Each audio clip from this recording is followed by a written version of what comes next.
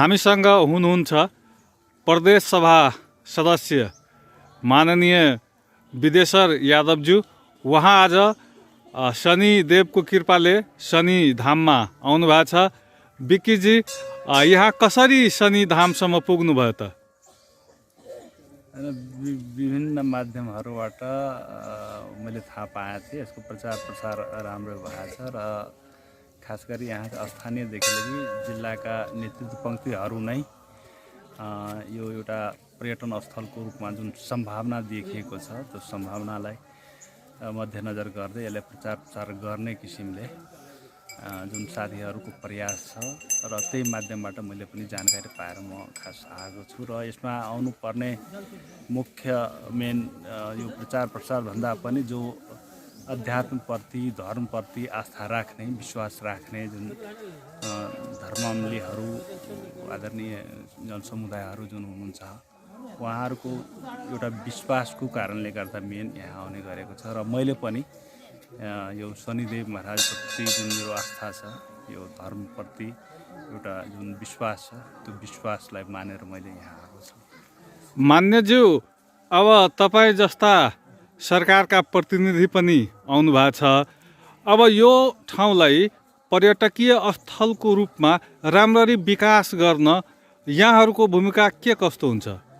हामी योभन्दा पहिला पनि अब यहाँ स्थानीय साथीहरूको खास गरी यहाँ हाम्रै पार्टीका महासचिव गजेन्द्र मण्डलजीकै आग्रहमा योभन्दा पहिला पनि प्रदेश सरकारको लगानीमा यहाँ कामहरू भइरहेको छ। अहिले पनि यो मान्यजी चन्द्रकान्त चौधरीको यो संसदीय विकास कोषबाट अहिले पनि 10 लाख रुपियाँको गेट निर्माण गर्ने प्रक्रिया सुरु भएको छ।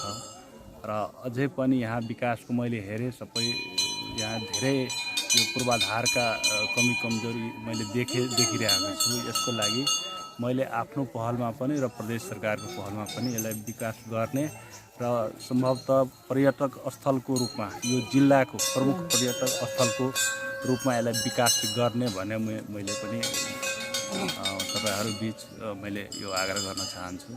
मैले गर्छु यसलाई। यहाँले प्रतिबद्धता चाहिँ जाहिर गर्नुभयो। अब आउने दिनमा यहाँको भूमिका यो स्थानलाई अझै लोकप्रिय बनाउनमा के हुन्छ त?